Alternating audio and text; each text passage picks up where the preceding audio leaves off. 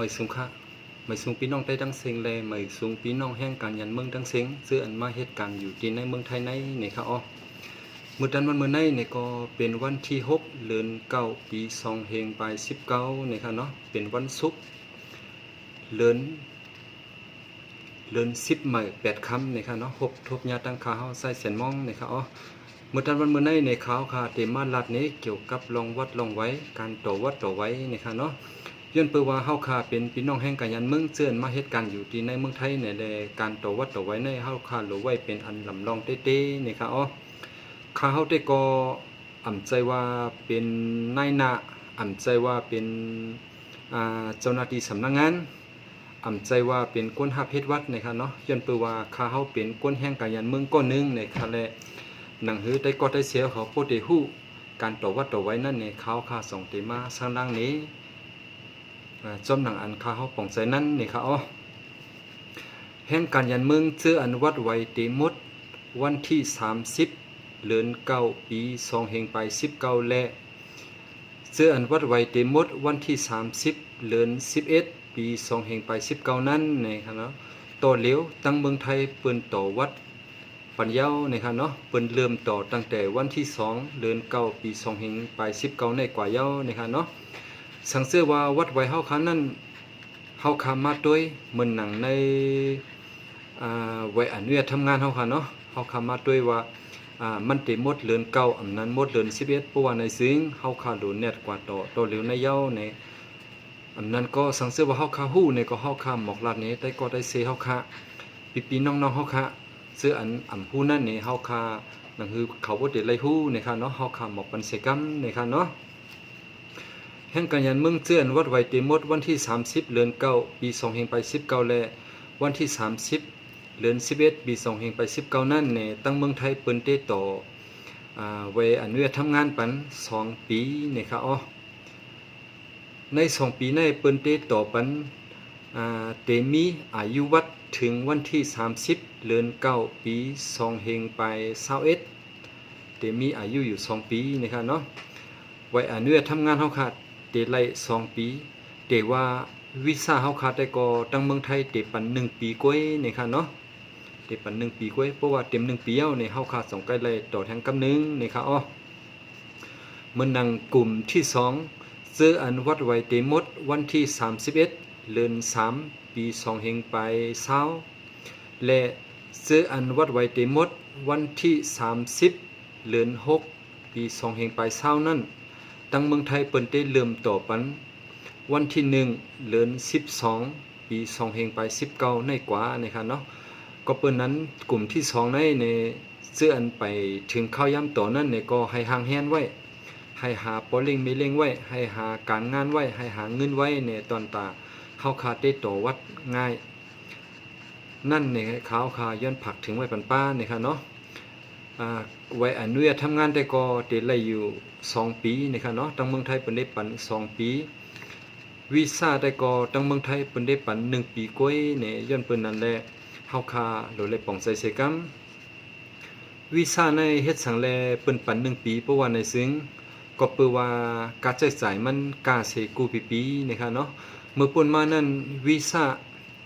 เฮาคาเสื้อนยิบพาสปอร์ต PJ เกาหลีCI เกาหลี PV เกาหลีค่ะเนาะเมื่อป่นมานั้นกาวีซ่าเฮาคา2ปีเฮาคาได้เซ็ง500 บาทกำในก็เปิ้นว่าเข้าระบบ MOU และกาวีซ่าเฮาคา1ปีนั้นเฮาคาได้เซ็งอยู่ 1,900 บาทเพราะว่าเต็ม1ปีแล้วเนี่ยเฮาคาได้ไล่กว่าต่อแทงกำนึงเฮาคาได้ไล่เซ็งกาวีซ่าแทงกำนึง 1,900 บาทก็เปิ้นนั้นแลกาวีซ่าเฮาคา2ปีเฮาคาได้เซ็งอยู่ 3,800 บาทนะครับเนาะอันนี้ก็โหลเลยป่องใจนะครับเนาะเฮ็ดสังแลกาวีซ่าเฮาซ้ำต้นนำขึ้นมาถึง 1,900 บาทล่ะเพราะว่าในสิ่งซ่อมหนังที่ข้าเฮาและอันที่ในลิกได้ก็ย้อนเปิ้นว่ากฎหมายในเมืองไทยปักปึงในเมืองไทยค่ะเนาะอันมีมาเจ็มมื้อหลายนั่นในอำว่าแห่งการยันเมืองอำว่านักท่องเที่ยวอำว่าคนเหลวันเหลเมืองชื่ออันมาเหตุการณ์เจิ้นมาเหลที่ในเมืองไทยในกาวีซ่าอำนั้นกาวีซ่า1ปีนั้นตื่นเตไลเซ็ง 1,900 บาทใน ตั้งเมืองไทยเปิ้นมักมันไว้สิ่งหนังไหนนะครับค่ะซ้ำแทงลองนึงในสังเสือว่าเฮาคาเตกว่าต่อวัดต่อไว้เพราะว่าในซึ้งเฮาคาเตไลหางแฮนไว้อีสังกว่าพองเพราะว่าในเอกสารอันที่เฮาคาเตไลหางแฮนกว่านั่น1เอกสารนายจ้างนะครับเนาะ2แบบปานซีรายชื่อแรงงานต่างด้าวนะครับเนาะ3สัญญาจ้างนะครับเนาะ4สำเนาพาสปอร์ต5สำเนาใบอนุญาตทำงานใบอนุญาตทำงานเฮาคาเลี่ยมเก่านั่นนะครับเนาะเฮาคาเต็ดเลยหางแฮนกว่าในนะครับเนาะแห่งการยันเมืองเสื่อนวัดไว้เต็มหมดในวันที่9ในวันเสื่อนวัดไว้เต็มหมดในวันที่30เดือน9ปี2019และวันที่30เดือน11ปี2019ในกำนันนำได้ก็ได้เป็นเจ้าประมงหรือว่ากวนตีอันเหตุการณ์จอมนำปังหลายอำนั้นกวนตีอันขึ้นทะเบียนกวนตีอันตึกเฮ็ดวัดกว่าเลยปี2ปีค่ะเนาะอันเปิ้นเฮ็ดปันวัดใหม่ตั้งเจ๊แคบนำปังหลายค่ะเนาะเตียนเปิ้นตึกเฮ็ดปันวัดใหม่กว่านั้นวัดไว้เขาเต็มหมดอ่อนตั้งกลุ่มที่2เนี่ยก็เปิ้นนั้นเลยกลุ่มในสังเกตว่าไผไลกว่าเฮ็ดวัดในกลุ่มในไว้เนี่ยก็ให้ห่างแฮนกว่าต่อวัดต่อไว้อย่าไปลงอย่าไปลืมนะครับเนาะข่าวคาย้อนผักถึงไว้ปันกูก็กูก้นเนี่ยให้ป่องใจเสกัมนะครับลองตั้งเตียนเฮาคาเต้ต่อวัดต่อไว้ในการใช้จ่ายมันเต้นนำเสกูปีนะครับเนาะเหมือนเส้นหนังเฮาคามาโดยกลุ่มที่1เหมือนหนังว่าแห่งการยันมึงซื้ออันมีประกันสังคมค่ะเนาะซื้ออันเข้าประกันสังคมเนาะซื้ออันเลยยิบไว้ประกันสังคมเนาะนั่นเนี่ยเฮาคาเตเลยเซ็งกาวิซ่า1ปี1,900 วัตต์กาตรวจสุขภาพ500 วัตต์ใบอนุญาตทำงาน2ปี1,900 วัตต์เงินกับประกัน1,000 วัตต์กาวัดสีชมพูอำนั้นกาวัดสีของเฮาคาติเซ็งอยู่80ก็เปิ้นในแลกลุ่มที่อันมีไว้ประกันสังคมในที่ทั้งหมดทั้งเซ็งที่เซ็งเงินอยู่ 5,380 บาทนะครับเนาะกลุ่มที่อันมีประกันสังคมค่ะเนาะที่เซ็ง 5,380 บาทกลุ่มที่อันมีประกันสังคมอันเฮ็ดประกันสังคมไล่เหมือนหนังแม่วานหรือว่าก้นเฮ็ดการในนำปังหลายฮื้อก้นเฮ็ดการซ่อมฮื้ออำนั้นก้นเฮ็ดการโซนฮื้อในทราบกว่าเสียในกลุ่มในซ้ำเดลัยเซงกาวิสา1ปี1,900 วัตต์กาตรวจสุขภาพ500 วัตต์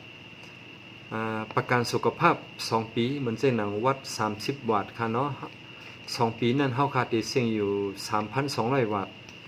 ไว้อนุญาตทำงาน2ปีเฮาคาติเซ็งอยู่ 1,900 วัตต์เงินกับประกัน 1,000 วัตต์กาวัดสีชมพูอันนั้นก็ไว้เหตุการณ์เฮาค่ะเนาะกานั้นเฮาคาติเซ็งอยู่80 วัตต์กลุ่มในตั้งเซ็งทั้งหมดติเซ็งอยู่8เฮง8,580 วัตต์นะครับเนาะซ้ำแทงกลุ่มหนึ่งกลุ่มที่อันตึกเตเข้าประกันสังคมเหมือนเช่นหนังว่าเฮาคาตึกเตกว่าเฮ็ดไว้ประกันสังคมไว้อันนั้นหลังเสียเฮาโตวัดยาวเฮาคาเตกว่าเฮ็ดประกันสังคมเพราะว่าในซึ่งกลุ่มในเฮาคาเตเลยเซงกาวิซ่า 1,900 วัตต์กาตรวจสุขภาพเฮาคาเตเลยเซง500 วัตต์กับประกันสุขภาพ3เดือน500 วัตต์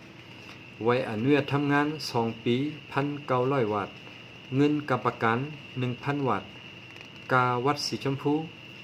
80 บาทนะครับเนาะอันนี้เป็นกลุ่มที่3นะครับเนาะทั้งหมดทั้งเซ็งบ่ได้แยกไว้เป็น3กลุ่มนะครับไหว้เสเฮาคาต่อวัดต่อไว้ยาว1ปีในเพราะว่าครบ1ปียาวในเฮาคาเตไลกว่าต่อวีซ่าแทงกำนึงนะครับเนาะก็เพราะว่าอันวีซ่าเฮาคานั้นเปิ้นต่อวันปีอ่อนตั้งเฮาคาเตเซ็ง1,900ค่ะเนาะปีที่2เฮาคาเตไลต่อแทงกำนึงนะครับกาวีซ่านั้นก็เปิ้นนั่นแหละกาวีซ่า กลุ่ม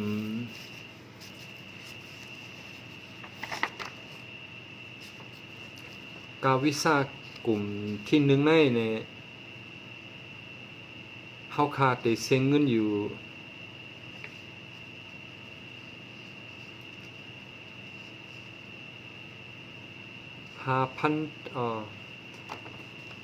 7,000 กลุ่มที่1ค่ะเนาะกลุ่มที่อันมีประกันสังคมนั่นอันมีประกันสังคมยาวนั่น2 ปีต้องมาหมดได้เซ็งอยู่เงิน 7,780 บาทนะครับเนาะกลุ่มที่2กลุ่มที่อันเฮ็ดประกันสังคมอำไลกลุ่มที่อันเฮ็ดประกันสังคมอำไลนั่นซ้ำตั้งหมด2 ปีได้เซ็งเงินอยู่ 1980 บาทนะครับเนาะกลุ่มที่3กลุ่มที่อันตึกได้เข้าประกันสังคมอำนั้นไว้สิเฮาคาต่อวัดไว้เยาเฮาคาเตกว่าเข้าประกันสังคมเพราะว่าในซึ่ง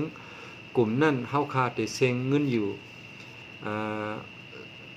2 ปีค่ะเนาะเฮาคาได้เซ็งอยู่ 8,280 บาทนะครับเนาะอันนี้เป็นข้อมูลที่ค่าเฮาได้เอามาติดตั้งสำนักงานเขาลงไว้นะครับเนาะสังเกตว่าใครฮู้หรือเสียในก็ให้ติดตามค่าเฮาไว้ติดตาม YouTube ค่าเฮาไว้เกาหลีติดตาม Facebook ค่าเฮาไว้เกาหลีเนี่ยค่าเฮาคาได้เอาเกี่ยวกับรางวัลรางไว้มาลงปันไต้ก็ได้เสียเขาพี่น้องแห่งการยันเมืองเขากูก็กูก้นให้โปเลยถ่อมให้โปเลยยินให้โปป่องใจกูก็กูก้นนะครับอ๋อตอนตามมือตามนั้นมื้อไหนค่าเฮาเตย้อนหรือไว้ที่ไหนก่อนนะครับเนาะไม่สงครา